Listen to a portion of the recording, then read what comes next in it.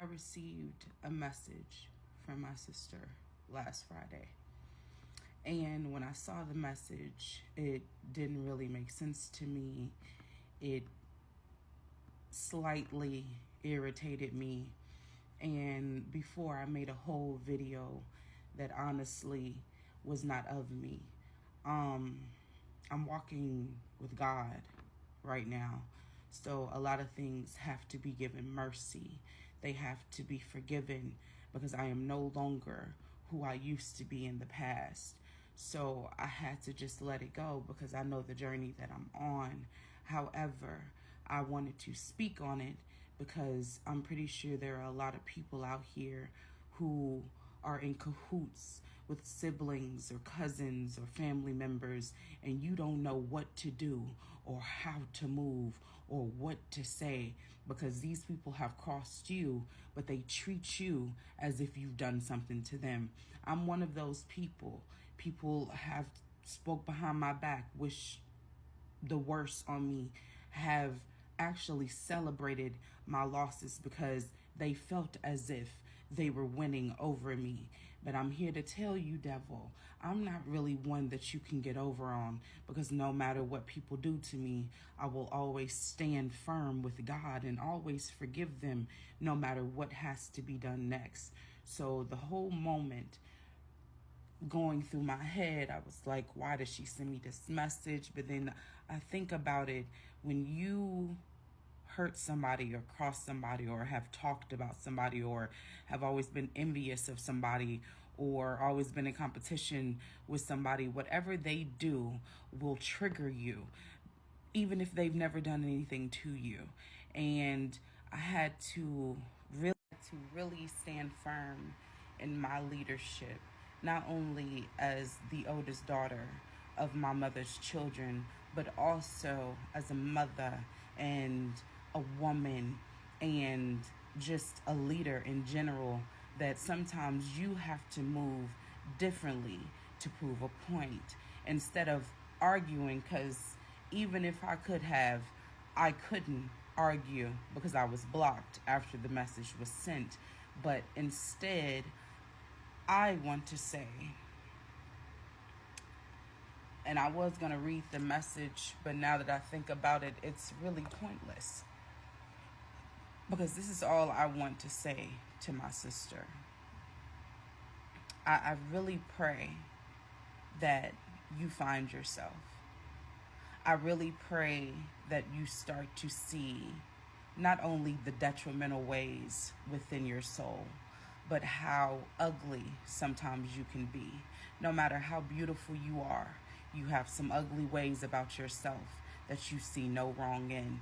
And if you continue down this road of not healing yourself and not forgiving yourself and not trying to forgive others and not being so small-minded to small situations, you were going to lead yourself to your own demise. Instead of arguing with you or beating you up like I used to do back in the day, I choose now to pray for you. I pray that you heal. I pray that you see your wicked ways and you change. I pray that you forgive others and yourself, because you're dealing with a lot of things, my sister, that are going to kill you. Because those same things that you cling so tight onto are going to kill you. It's first going to start with your mind, and then it's going to attack your body. And before you know it, we will be in invitation to your demise. I say these things because the last time me and my sister talked, she was like, instead of Jazz arguing with me, she told me she loved me. And I feel like a part of that really touched her in a way. Not in a way to change her, because she still hasn't changed, but in a way to show her that I'm growing. I'm letting things go that I cannot change.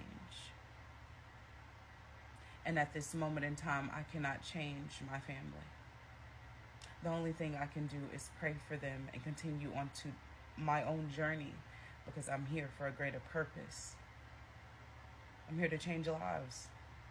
So I can't do what I used to do. I have to forgive people who hurt me, no matter how much it hurts me. I have to say sorry when I hurt somebody. I have to ask for forgiveness when I do things that I know I'm not supposed to do. And in this situation, I forgive you. Not for you, but for me. Because whatever you're dealing with, my love, that will make you send something as ugly as you sent, you have to be dealing with a demon that's on you tough and has been on you tough since we were kids. But nonetheless, I release you.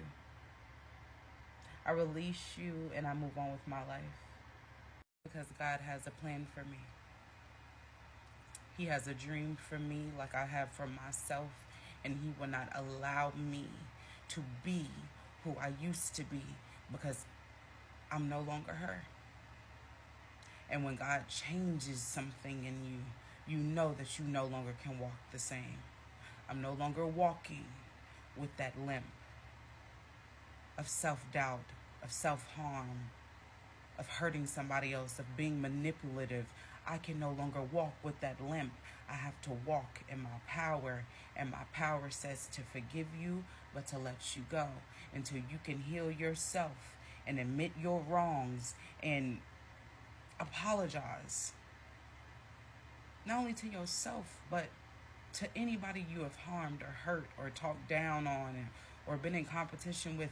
Until you can heal that part of yourself, I have to go on with my life and my journey without you. Of course, I wanted my sisters to be with me, but I've always known I'm going to go somewhere and I'm going to be there alone, because sometimes you got to be there alone to appreciate the journey, baby. And I'm okay with that now. So I pray you find yourself. I pray you forgive yourself, and I pray you change, because you're going to lead yourself to your own demise being the way you are. We cannot walk through this life and not evolve, or we just walk in a pointless walk.